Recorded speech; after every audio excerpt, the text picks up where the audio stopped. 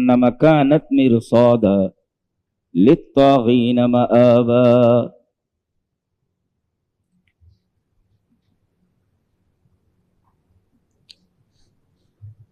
آج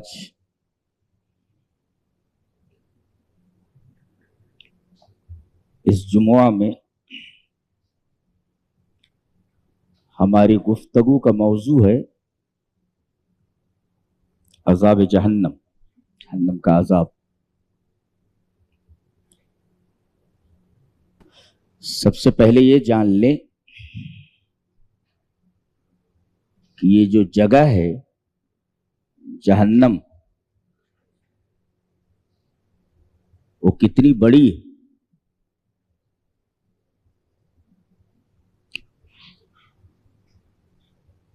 ہر شخص جانتا ہے کہ کسی چیز کے حجم کے چھوٹے یا بڑے ہونے کا اندازہ اس کی کیپیسٹی سے لگائے جاتے ہیں، یعنی ہاؤ مچ اٹ کنٹینس، اس کے اندر کتنی چیزیں آ سکتی۔ ریپیٹ کرتا ہوں، کسی چیز کے حجم کے بڑے یا چھوٹے ہونے کا اندازہ اس کی کیپیسٹی سے لگایا جاتا ہے کہ ہاؤ مچ اٹ کنٹینس، اس کے اندر چیزیں کتنی آ سکتی۔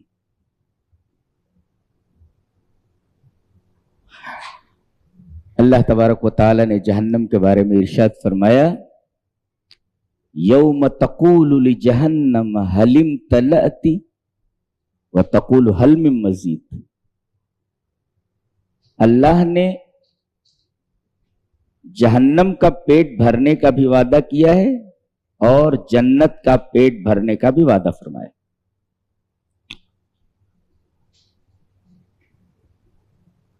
تو سارے طاغین، فاسقین، کافرین جہنم میں ڈالے جاتے رہیں گے، اور اللہ ہر بار پوچھے گا هل امتلأت، بھر گئی؟ وہ بولے گی هل من مزید، کیا کوئی اور بھی ہے؟ یہاں تک کہ سارے جہنمی جن کے بارے میں جہنم میں جانے کا فیصلہ کیا جا چکا ہوگا، وہ جہنم میں پہنچ جائیں گے تو اللہ پوچھے گا بھر گئی؟ هل امتلأت، بھر گئی؟ جہنم کہے گی وتقول هل من مزید، کوئی اور بھی ہے؟ اس سے پتہ چلا کہ جہنم کا حجم بہت بڑا ہے۔ سارے جہنمیوں کے داخلے کے بعد بھی جہنم خالی رہے گی، جس سے اس کی کیپیسٹی کا اندازہ ہوتا ہے کہ اس کا حجم کتنا بڑا ہے اور اس کی کیپیسٹی کیا ہے اپنے اندر سمونے کی۔ اس آیت کریمہ کی تشریح امام مسلم رحمہ اللہ نے اپنی حدیث کی کتاب مسلم میں ایک حدیث سے کیا ہے۔ حدیث اس طرح، وعن انس بن مالک رضی اللہ تعالی عنہ عن النبی صلی اللہ علیہ وسلم انہ قال لا تزال جہنم یلقى فیها وتقول هل من مزید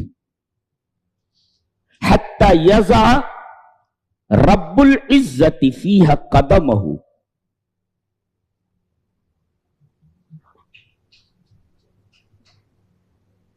فتقول حتی یضع رب العزت فیہا قدمہ فینزوی بعضها الى بعض وتقول قط قط بعزتک وکرمک ولا یزال فی الجنت فضل حتی ینشی اللہ لها خلقا آخر فیسکنہم فضل الجنہ، رواہ مسلم فی کتاب الجنت و صفت نعیمہا۔ یہ پوری روایت امام مسلم رحمہ اللہ کتاب الجنہ میں لائے ہیں، جہاں انہوں نے جنت اور اس کی نعمتوں کی صفتوں کے بیان کا چیپٹر قائم کیا ہے۔ ترجمہ یہ ہے، حضرت انس بن مالک رضی اللہ تعالیٰ عنہ فرماتے ہیں کہ نبی کریم صلی اللہ علیہ وسلم نے ارشاد فرمایا کہ لا تزال جہنم یلقی فیہا، جہنم میں لوگوں کو برابر ڈالا جاتا رہے گا اور پوچھا جاتا رہے گا، بھر گئی، ہر بار بولے گی وہ، حل من مزید، کیا کوئی اور بھی ہے؟ اب اللہ نے اس کا پیٹ بھرنے کا وعدہ کیا ہوا ہے، سارے جہنمیوں کے جہنم میں داخل ہونے کے بعد بھی اس کا پیٹ خالی رہے گا، تو اللہ تبارک و تعالی اپنا قدم اس کے اوپر رکھے گا، حتی یضع رب العزت فیہ قدمہ، اللہ جہنم میں اپنے پیر کو رکھے گا۔ اس کا مطلب اللہ کا قدم بھی ہے، لیکن التی تلیق بجلالہ وکمالہ، اس کی کیفیت ہمیں معلوم نہیں، لیکن اتنا ہے کہ اللہ تبارک و تعالیٰ کے 2 قدم ہیں، اس لیے کہ وہ کرسی کے اوپر اپنے 2 قدم رکھتا ہے، اور یہاں بھی جہنم میں وہ اپنے قدم کو رکھے گا، جس سے اللہ کے 2 قدم، اللہ کے قدم ہونے کا ثبوت ملتا ہے کہ اللہ کے قدم، لیکن وہ قدم کیسا ہے اس کی کیفیت مجہول ہے، ہمیں معلوم نہیں۔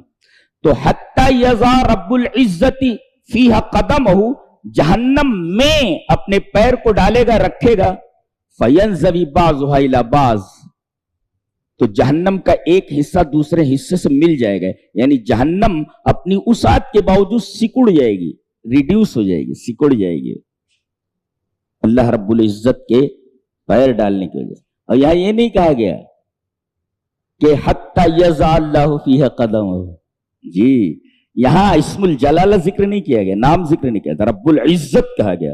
عزت کا مطلب ہوتا پاور، طاقت، اور یہاں طاقت کی ضرورت ہے، عزت کی ضرورت ہے۔ یہاں اللہ تبارک و تعالیٰ کا پاور یہ ہے، عزت یہ ہے کہ وہ اپنے پیر کو جہنم میں ڈالے گا اور جہنم کا ایک حصہ دوسرے حصے سے مل جائے گا، جہنم سکڑ جائے گی، اللہ جہنم پکار اکھٹ بول پڑے گی، وَتَقُولُ قَدْ قَدْ بِعِزَّتِكَ، بس بس تیری عزت کی قسم، تیرے کرم کی قسم، تو اتنا پاورفل ہے، بِعِزَّتِكَ وَكَرَمِكَ، اور تیرا کرم ایسا، تو کریم اتنا ہے کہ تو نے اپنے وعدے کو پورا کیا، میرے پیٹ بھرنے کا وعدہ کیا تھا، میرا پیٹ بھر گیا، تو اسی وجہ سے عزت کا حوالہ دیا گیا اور کرم کا حوالہ دیا گیا۔ عزت یہ دلیل ہے پاور پر، قوت پر، قدرت پر، اور کرم دلیل ہے اس کی سخاوت پر، جود کے اوپر، کہ اللہ تبارک و تعالیٰ کی عزت، اللہ تبارک و تعالیٰ کی قدرت ایسی ہے کہ جہنم کو بھر دے، اور اللہ تبارک و تعالیٰ کے کرم کی دلیل ہے کہ اس نے جو وعدہ کیا تھا پیٹ بھرنے کا، وہ وعدہ پورا فرمایا۔ یہ تو جہنم کا معاملہ ہے۔ آگے امام مسلم فرماتے ہیں جنت کا بھی یہی حال ہے، وَلَا يَزَالُ الْجَنَّةُ فَضْلٌ، جنتی سارے جنت میں چلے جائیں گے پھر بھی جنت خالی رہے گی۔ اب اللہ نے اس کو بھی بھرنے کا وعدہ فرمایا ہے تو کیا کرے گا؟ اپنا پیر ڈالے گا؟ نہیں، حتی ينشئ اللہ لہا خلقا آخر، جنت کے لیے ایک دوسری مخلوق پیدا کرے گا، پتہ نہیں کون سی مخلوق، ایک نئی مخلوق پیدا کرے گا اور ان کو جنت میں داخل کرے گا، فَيُسْكِنُهُمْ فَضْلَ الْجَنَّةِ، جنت کے اندر جو خالی جگہ ہے اس خالی جگہ کے اندر اللہ تبارک و تعالی اس نئی بنائی ہوئی مخلوق کو بسا دے گا، فَيُسْكِنُهُمْ، بسا دے گا ان کو۔ سوال پیدا ہوا کہ جہنم کو بھرنے کے لیے اللہ تبارک و تعالی نے اس میں اپنا قدم رکھا، لیکن جنت کو بھرنے کے لیے اس میں اپنا قدم نہیں رکھا بلکہ ایک دوسری مخلوق کو پیدا کیا۔ یہ بھی اللہ تبارک و تعالیٰ کی رحمت کی دلیل ہے، اس لیے کہ جہنم بھری نہیں تو اس کے لیے اگر دوسری مخلوق کو پیدا کرتا اس کو بھرنے کے لیے تو اللہ تبارک و تعالیٰ کی رحمت کے خلاف تھا کہ ایک مخلوق جس نے کوئی گناہ نہیں کیا، بلا وجہ اور بلا سبب اللہ تبارک و تعالیٰ اسے جہنم میں ڈال رہا ہے، تو اللہ تبارک و تعالیٰ کی رحمت کے خلاف تھا۔ تو یہ اس کے رحم کے خلاف تھا. اس وجہ سے اللہ تبارک و تعالی نے دوسری مخلوق کو پیدا کر کے اس میں نہیں ڈالا بلکہ اپنا پیر رکھا, جس کی وجہ سے جہنم بھر گئی, سکڑ گئی. اور رہا جنت کا معاملہ, تو ایک ہے عدل اور ایک ہے فضل. اسی وجہ سے امام مسلم رحمہ اللہ فضل لا رہے. جی فضل لا رہے. فضل میں اور عدل میں فرق ہے. جیسے آپ نے 2 آدمیوں کو کام پر رکھا اور کہا کہ 10 بجے سے لے کر 4 بجے تک دونوں کو ایک ہی کام کرنا ہے, یہی کام کرنا ہے, اور جیسے ہی تمہارا کام ختم ہوگا ہر ایک کو 100 روپے ملیں گے. اب جب کام ختم ہوا تو ہر ایک کو 100 روپے دے دیے گئے. ایک آدمی کو 100 روپیہ, دوسرے آدمی کو بھی 100 روپیہ. لیکن جب دونوں چلنے لگے تو ایک کو بلایا اور کہا کہ یہ 100 روپیہ اور لے لے. جی تو یہ جو 100 روپیہ ہے پہلے جو متعین تھا کام کا عوض, وہ عدل ہے. اگر 100 روپے کے بجائے 50 روپیہ دیتا تو یہ ظلم تھا. جی پورا دے دیا اس نے, یہ عدل ہے. اور جب جانے لگا تو اپنی طرف سے 100 روپیہ اور دے دیا, دیٹ از کالڈ فضل. یہ فضل ہے. تو گویا کہ اللہ تبارک و تعالیٰ کسی کو بغیر کسی عمل کے جنت میں ڈال دے, یہ اس کا فضل ہے. کون اعتراض کر سکتا ہے اس کے فضل کے اوپر؟ اللہ اکبر. یہ ساری چیزیں پڑھنے کے بعد اور دیکھنے کے بعد اللہ تبارک و تعالیٰ سے بہت محبت ہو جاتی ہے. ہم تو محبت کر بیٹھے ہیں. اللہ جی اللہ تبارک و تعالیٰ کے فضل کو دیکھ کر کے آدمی کا دل اس کی محبت سے معمور ہو جاتا ہے کہ اپنی مخلوق سے رب تعالیٰ کتنی محبت کرتے. ایک نئی مخلوق پیدا کر کے فضل کرتے ہوئے بغیر کسی عمل کے اللہ تبارک و تعالیٰ اسے جنت میں ڈال رہا ہے اس مخلوق کو. ایسے ہی اللہ تبارک و تعالیٰ کسی کو بغیر کسی عمل کے جنت میں ڈال دے, کون سوال کرنے والا ہے اس سے؟ کون سوال کرنے والا ہے اس سے؟ اس وجہ سے امام مسلم رحمہ اللہ جنت کے بارے میں فضل لا رہے ہیں. وَلَا يَزَالُ فِي الْجَنَّةِ فَضْلٌ. جنت میں برابر خالی جگہ رہے گی. اللہ تبارک و تعالیٰ ایک دوسری مخلوق کو پیدا کرے گا اور اس خالی جگہ میں اس دوسری مخلوق کو بسا دے گا. اس حدیث پاک سے جہنم کی وسعت کا اندازہ ہوا اور ساتھ ساتھ جنت کی وسعت کا بھی اندازہ ہوا کہ دونوں بہت وسیع ہیں, اور دونوں کی کیپیسٹی کے بارے میں اندازہ ہوا کہ یہ کتنے آدمیوں کو اپنے اندر لے سکتی ہے. کتنے آدمی حضرت آدم کے زمانے سے پیدا ہوئے ہیں اب تک, اور قیامت تک کتنے پیدا ہوتے رہیں گے. اس میں کچھ کافر ہیں, کچھ مومن ہیں, کچھ جہنمی ہیں, کچھ جنتی ہیں. جنتیوں کو جنت میں داخل کرنے کے بعد, جہنمیوں کو جہنم میں داخل کرنے کے بعد نہ جنت بھرے گی نہ جہنم بھرے گی. یہ اس کی وسعت کا بیان ہے کہ جہنم اور جنت کتنی وسیع ہے.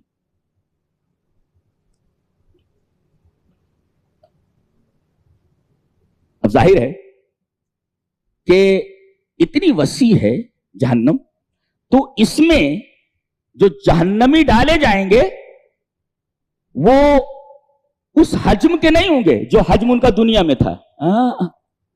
ارے وہ آگ ایسی ہے کہ اس بدن کے ساتھ, بدن کے اس حجم کے ساتھ اگر اس میں ڈال دیا جائے مچھر کی طرح جل جائے گا. وہ مچھر کی طرح جل جائے گا.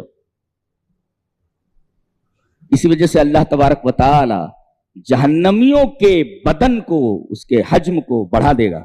جی بہت ساری احادیث اس بات کی دلیل ہیں کہ جہنمیوں کی خالی داڑھ ہے, جو داڑھ ہے, مول جس کو بولتا ہے داڑھ, وہ کتنی بڑی ہوگی؟ آئیے نبی پاک صلی اللہ علیہ وسلم سے پوچھ لیتے ہیں. حدیث اس طرح, وعن ابی ہریرہ رضی اللہ تعالی عنہ قال قال رسول اللہ صلی اللہ علیہ وسلم زرس الکافری او ناب الکافری مثل احد وغلظ جلدہ مسیرۃ ثلاث رواہ مسلم فی کتاب الجنۃ وصفۃ نعیمہا. حضرت ابو ہریرہ رضی اللہ تعالی عنہ فرماتے ہیں کہ نبی اکرم صلی اللہ علیہ وسلم نے ارشاد فرمایا کہ جہنمیوں کے داڑھ کو اگر جاننا ہو تو جانو کہ یہ داڑھ کتنی بڑی ہوگی, مول اس کا کتنی بڑی ہوگی. فرمایا گیا احد پہاڑ کے برابر. بتائیے اگر داڑھ احد پہاڑ کے برابر ہے تو بدن کتنا بڑا ہوگا, اور بدن جتنا بڑا ہوگا عذاب اتنا ہی ان کو محسوس ہوگا. عذاب کو، زیادہ عذاب کو محسوس کرنے کے لیے بدن کا حجم زیادہ ہونا چاہیے. جی اسی وجہ سے اللہ تبارک و تعالی انسان کے بدن کے حجم کو بڑھا دے گا. یہاں تک کہ اس حدیث سے معلوم ہوا کہ ایک جہنمی کی جو ڈاڑھ ہے وہ اونٹ پہاڑ کے برابر ہوگی. تو بدن کتنا بڑا ہوگا؟ ایک حدیث میں آیا ہے کہ مدینہ اور مکہ کے درمیان جو فاصلہ ہے اس کے بیٹھنے کی جگہ ہے جی، یعنی 410 کلومیٹر. 410 کلومیٹر اس کو بیٹھنے کے لیے چاہیے جگہ. کس کو؟ ایک جہنمی کو.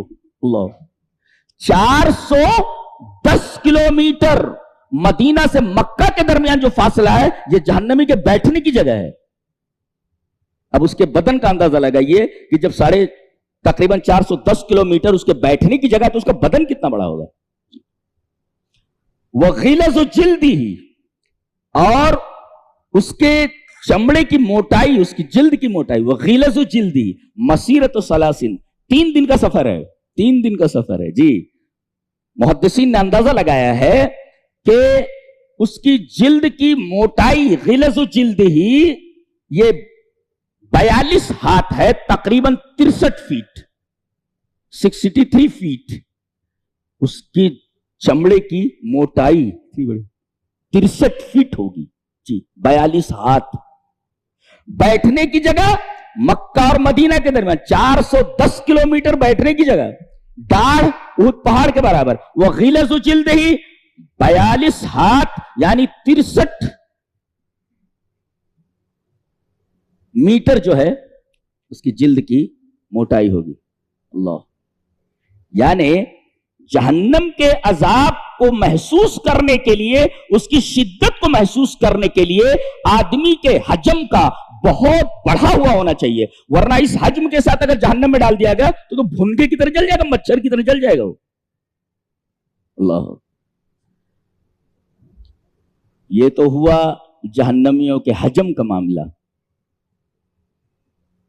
اچھا، یہ جو جہنم ہے یہ چلتی بھی ہے، حرکت بھی کرتی ہے اور بولتی بھی ہے، غصے میں بھی آتی ہے، چنگھاڑتی بھی ہے.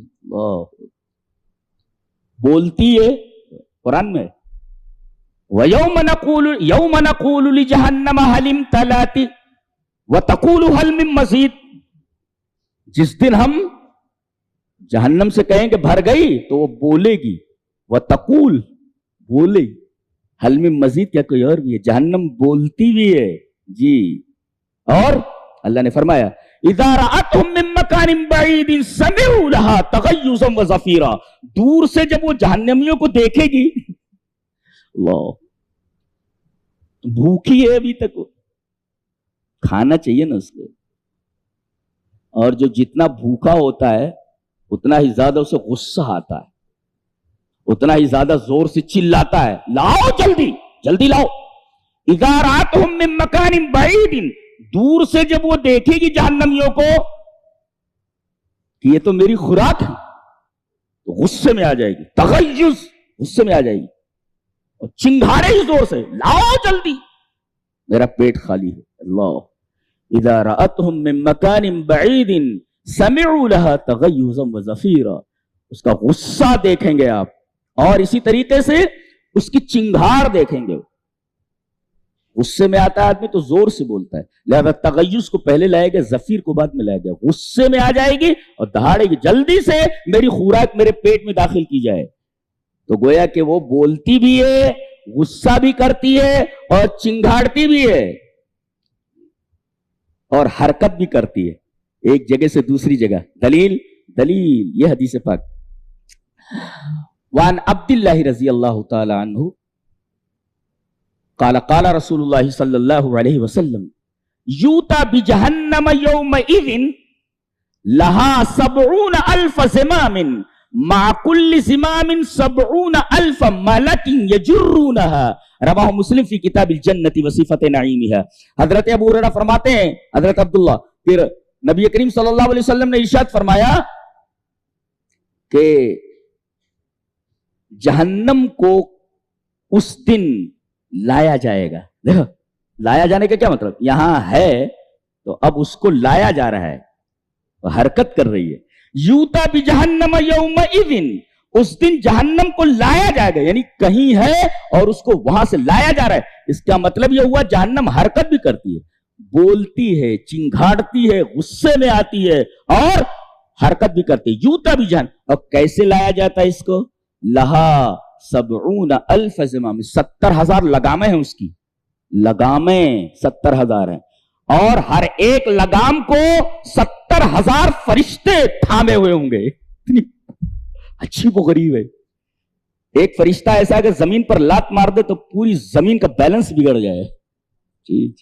نور کے بنے ہوئے ہوتے ہیں، روشنی سے. روشنی کی رفتار معلوم ہے آپ کو؟ روشنی کی طاقت آپ کو معلوم ہے؟ فرشتہ نور سے بنا ہوا ہوتا ہے. اگر ایک فرشتہ زمین پر پیر مار دے تو زمین کا نظام درہم برہم ہو جائے. تو ایک فرشتے کی طاقت کا یہ عالم ہے. یہاں 70,000 لگامیں ہیں اور ایک لگام کو 70,000 فرشتے تھامے ہوئے ہیں، جس سے جہنم کی عظمت کا اندازہ ہوتا ہے کہ جہنم کتنی خوفناک ہے.